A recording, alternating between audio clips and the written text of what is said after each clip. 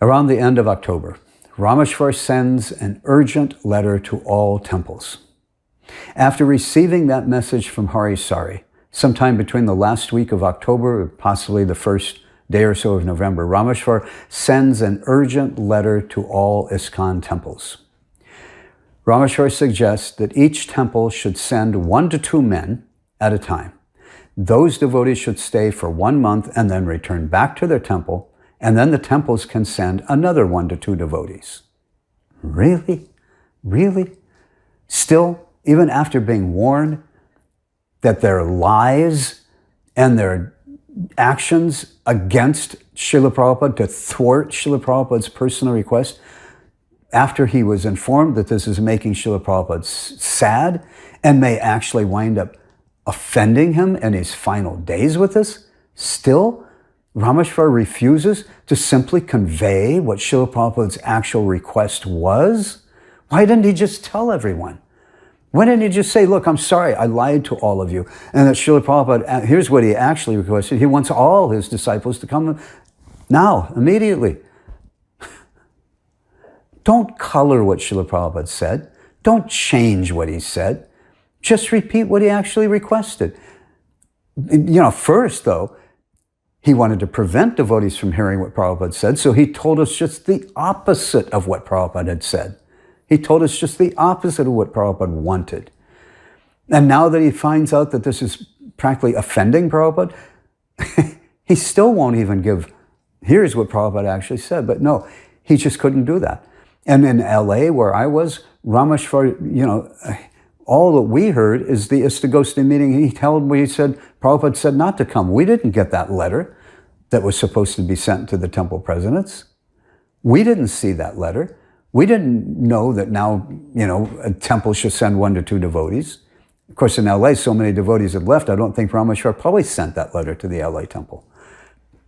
And what Ramesvar is telling the temple presidents was to only send 1 to 2 men from each center for 1 month. That isn't what Srila Prabhupada requested.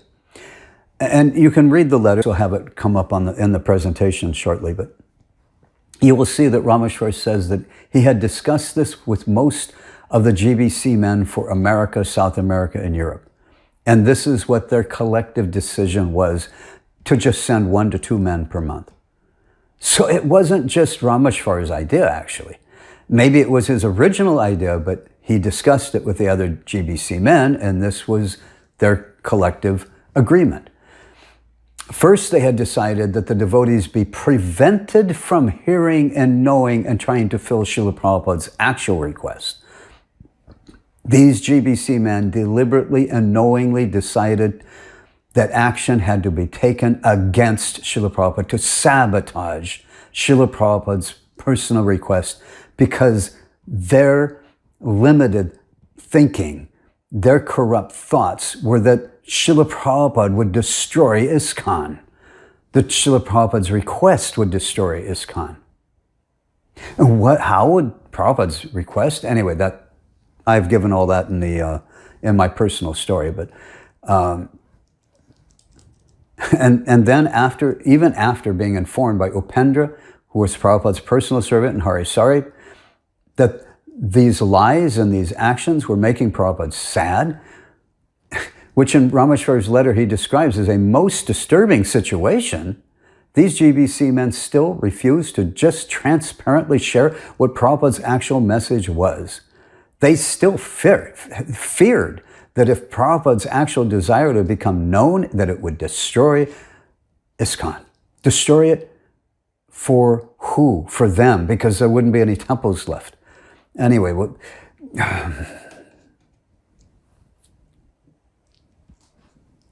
so even though they were trying to make some effort so that Srila Prabhupada wouldn't be too hurt or too offended, they still decided his message needs to be colored.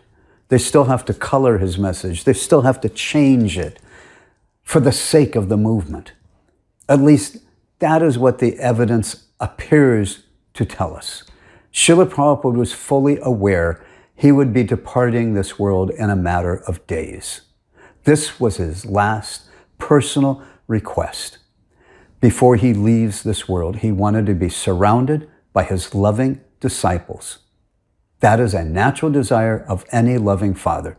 Therefore, the urgency of this request was that all of his disciples come immediately to be by his side in his last days, not just 1 to 2 devotees from each temple for 1 month.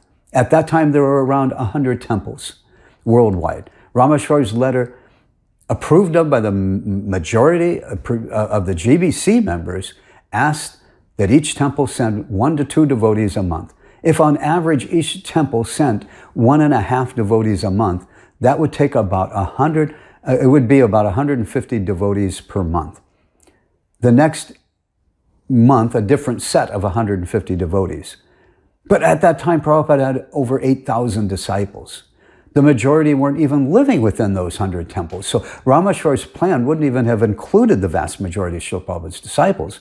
But even if it had, for those 8,000 devotees to come would have taken 53 months, over 4 years, and just 150 at a time. That is not what Srila Prabhupada requested. And their point that Prabhupada's request would have destroyed ISKCON, how could they think that Prabhupada's request would destroy ISKCON? They had a complete and total lack of faith in the words of their spiritual master. That's what it really boils down to. And not just Ramesvar and Tamal and Satsvarup, but a majority of the GBC who signed on to this whole idea.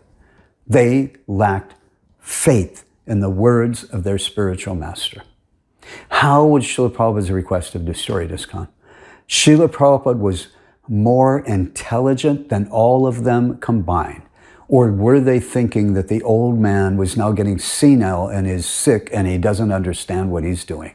I have no idea what their thinking was. But Srila Prabhupada was more intelligent, had sharper wit than all of them combined together. He knew if all his disciples left the temples would be in need of funding and functioning.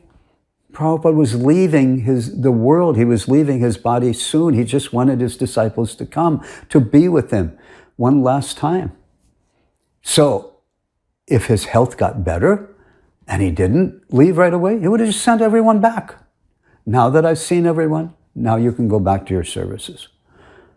My father did that. He only had 3 children, but we each came and saw him.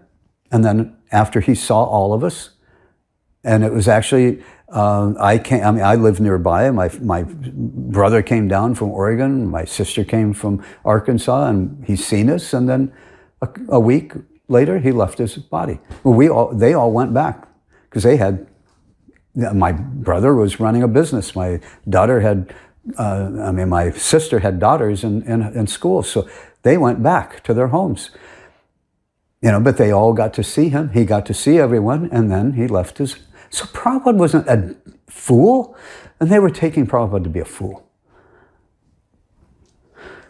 Now, I've explained all that in my personal story as well.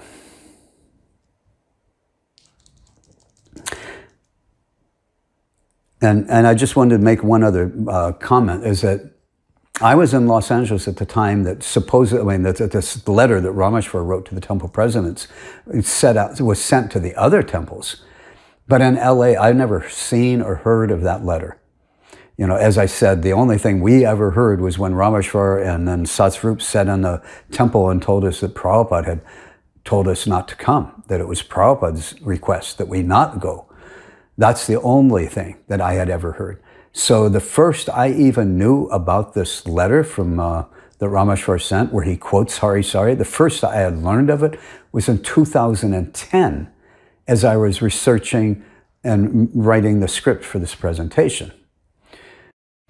I've decided to make this a voice-only insert while I post-selected excerpts of the letter. It'll actually be most of the letter, copied from the database, and I'll go ahead and read it. Letter 2, to all ISKCON centers. Urgent, urgent. Please read at once. From Ramesvar Das Swami. Dear Prabhus, Please accept my humble obeisances and the dust of your feet.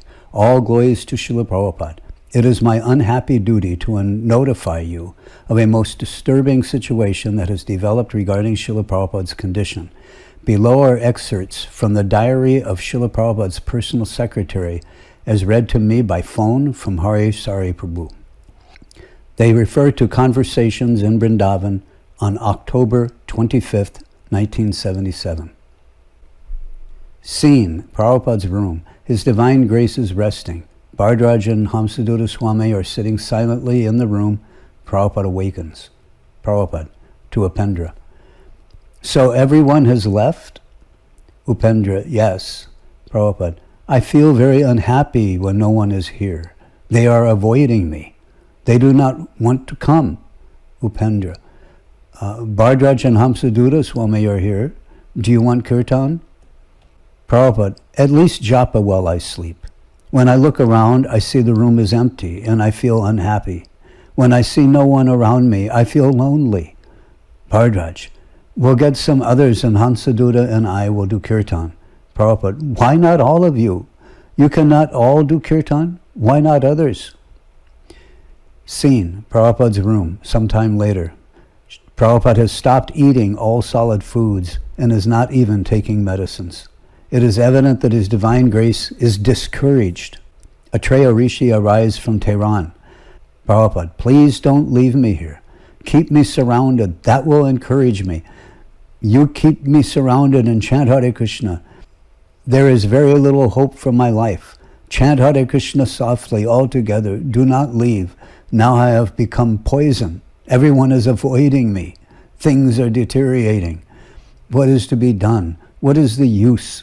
Everything is frustrated. Scene, Prabhupada's room. His Divine Grace was planning to go to Mayapur, but the trip is cancelled because His Divine Grace feels it would be too risky, and he doesn't have sufficient strength. Instead, he decides to be taken out to see the deities of Krishna Balaram. Prabhupada, I want to go on Parikram. By Parikram, even if I die, that is good luck. Arranged like that, with kirtan. I may die or live, it doesn't matter. Better than dying by jerking of an airplane. Hari Sari, for us it matters. Prabhupada, what can be done? From the above excerpts, we can all appreciate the situation in Vrindavan very clearly. The only medicine Prabhupada is taking is kirtan. There is no other way to encourage Prabhupada to stay in this world and continue leading us personally. After discussions with most of the GBC representatives in America, South America, and Europe, I would like to urge all temples to act immediately as follows. From every corner of the world, temples should send for men, at least 1 or 2 men, immediately to Vrindavan for the month of November. In December, send replacements if the first men cannot stay longer than 1 month.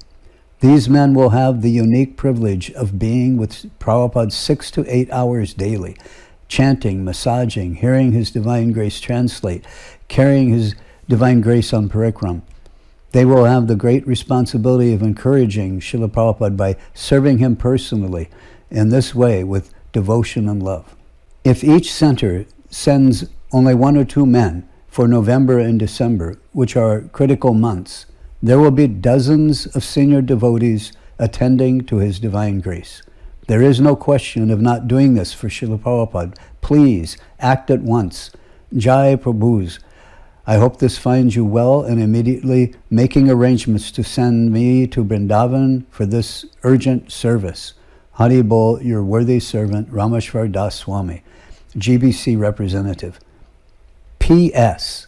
One senior GBC man commented that if we don't send senior men to be with Prabhupada at this time, it is practically demoniac.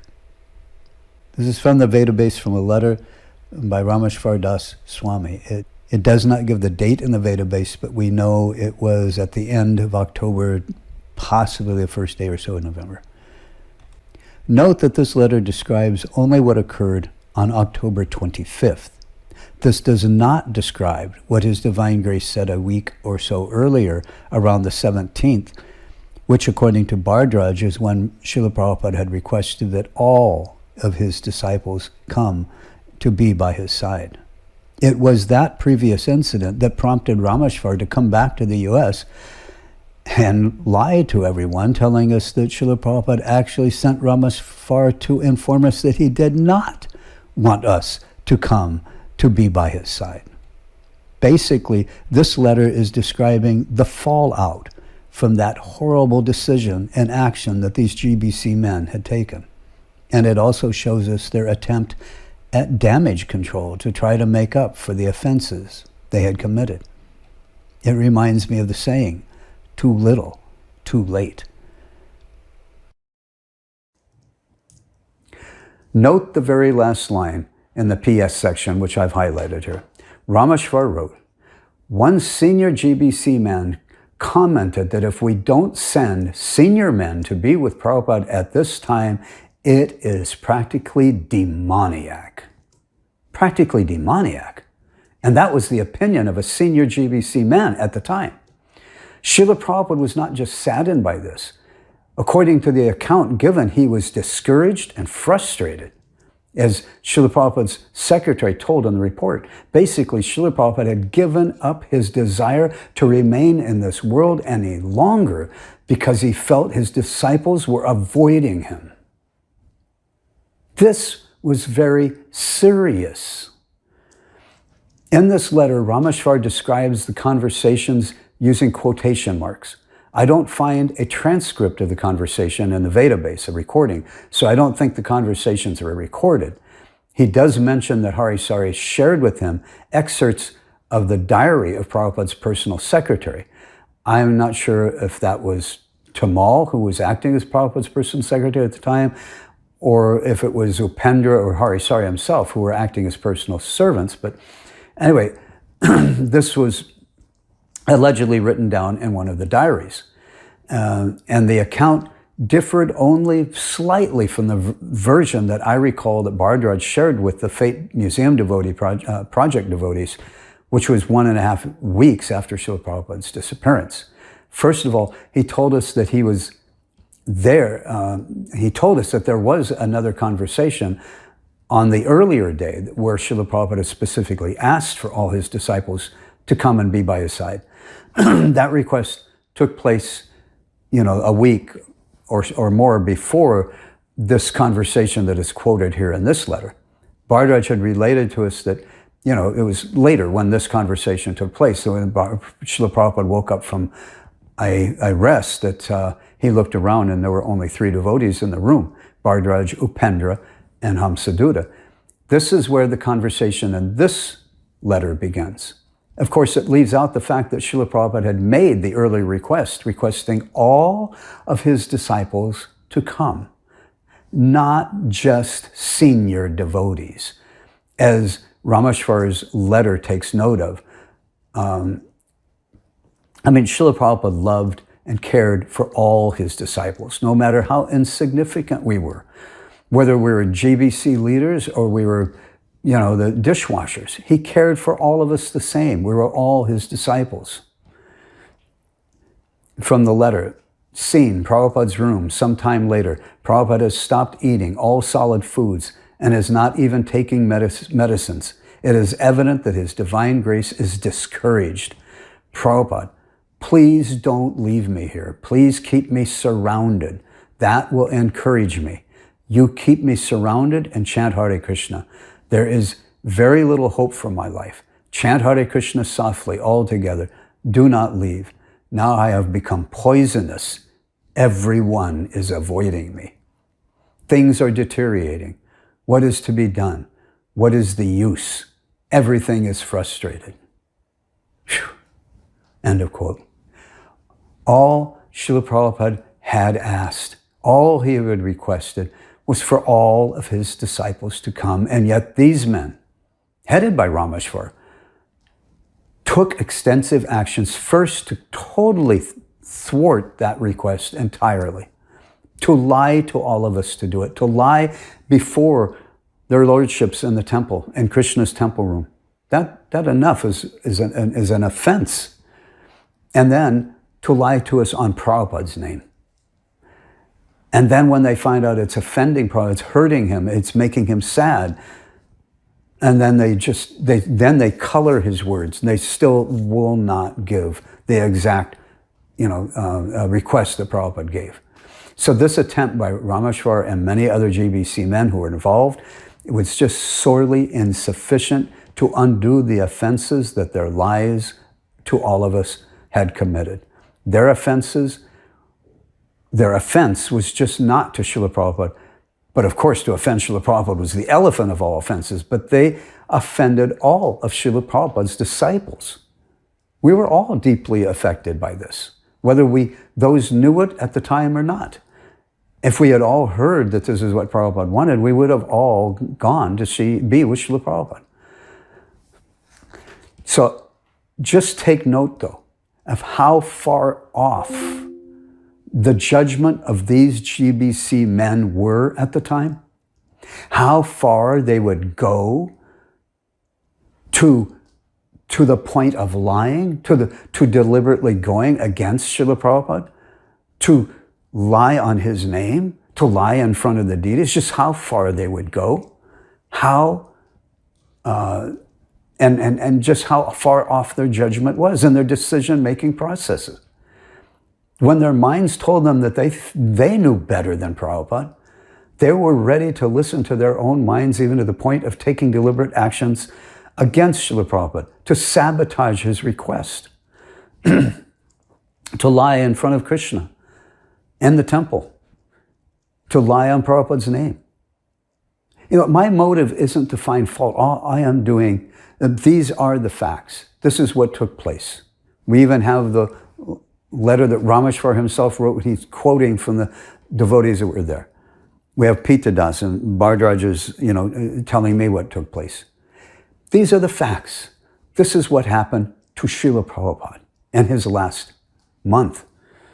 And these same men, these same GBC men who had made these horrible decisions, whose thinking process was so corrupt. These are the same men who just a few months ago had restricted Prabhupada's letter, the July 9th letter. They decided Prabhupada's letter was really bad. Devotees can't see that. Just like Prabhupada's request was really bad. We can't let devotees know about this. They are the same devotees who made the decisions about what system that Prabhupada wanted on this Rtvik Guru issue. I'm not at all trying to make this sound any worse than it actually was. No, I'm simply documenting what took place. And that's all. And it's right there. Even a senior GBC man at that time in 1977, he was saying what they had done was practically demoniac. It was demoniac. It was offensive. They had offended Srila Prabhupada. They made him sad. They hurt his feelings. They were offending him. They had discouraged him. He didn't feel like he could go on anymore. Who knows if all the disciples had gone there, if they had fulfilled Prabhupada's request, Prabhupada may have felt much more encouraged and his health may have recovered. He may have been with us for another 20 years. We don't know. At least another 15 years. Sridhar Maharaj, he lived into the 90s, into his 90s, age of 90s.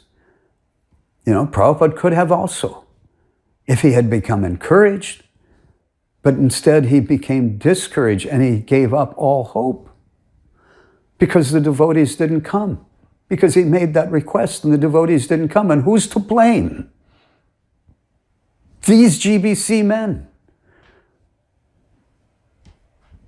And they are the same men who decided what path really Prabhupada wanted us to take. What the point as I'm trying to make is, by relating this incident, is that we need to understand that these are the same men who made these decisions on the Rtvik idea, on the Rtvik Guru idea. They're the very same men. And what we have to understand that they were capable of making horribly wrong decisions. They were capable of, proven to have used very, very bad judgment in deciding what they thought Srila Prabhupada had said or what he wanted, or in thinking, oh, Prabhupada said this, but what he said will destroy ISKCON, so I have to save ISKCON from Prabhupada's words by lying to everybody, by lying to everyone in front of Krishna. I'll lie to all my God brothers and God sisters in front of Krishna in Krishna's temple. I'll use Prabhupada's name and lie. And this will save ISKCON. I'm doing something so great. And then when they find out, oh, it's offending Prabhupada, oh, well, then we'll just say, send a couple devotees, 1 or 2 every month. We'll color his words. We won't repeat what he actually said. This is what they were capable of doing at that time. These are the men who were made. So my point is, because they made decisions regarding which path they thought Prabhupada wanted us to take, can we trust the decisions that these very same men made in that same time period about something as important as this? My point is that we need to make our own assessment of all the facts, and that is what this presentation is aimed at doing. It's presenting the facts, presenting what actually took place, so that all of us can make our own intelligent, informed decisions now, rather than relying on the decisions that those same men made at that time. I'm not saying, because some of those men are still GBC, some of the GBC men who were GBC in 1977 are still on the GBC, and I'm not saying that all of them are just as corrupt in their thinking today as they were then. At least I would hope they've advanced more. We were all young devotees then. But now we have hindsight vision. We have all of the evidence, and that's what I'm trying to present here. I'm just trying to present the evidence, the facts, to relate what the circumstances were. And this incident is a very important incident to understand, because it doesn't relate directly to the Rtvik issue, but it does relate because it relates to those men who were making the decisions and set us down this path of multiple gurus and Prabhupada's mission. Should we just take the decisions they made and just accept them? Or do we need to go back and look at the actual facts? And that's what I'm saying we should do. We have to do, all the members do, especially the leaders, and go back and reassess everything with all of the facts that are known. Forget about the corrupt, faulty GBC report that came out about the May 28th meeting. Look at what he actually said in reference to all of the information that I've put here. And that's what we all need to do. Look at how the July 9th letter is tied directly to not just when Prabhupada said he would select Ritviks, that ties it to the question that was asked, how will initiations to be conducted when you're no longer present? And that is tied directly to the July 9th letter. How will those initiations be conducted? Prabhupada gives how those initiations are to be conducted. When was that for? After he's no longer present. We have to take all of this and then realize that the GBC, those same GBC men who came to these horrible conclusions, who made horrible decisions that offended Srila Prabhupada, who disobeyed his instructions instead of sending out the July 9th letter to all the temples as Prabhupada had requested. Time after time, these men made horrible decisions. And they took horrible actions, offensive actions, to offend Srila Prabhupada, to lie to us. All of this, we have to take all of this into consideration, and then we make our own assessment. of the actual facts of what took place. And that, again, I'm saying, is the purpose of this presentation. And that is why this incident is important to bring up. And I brought it up in my personal story. I didn't even start doing all that. Actually, it all came out after I started praying to Prabhupada to make this presentation his presentation.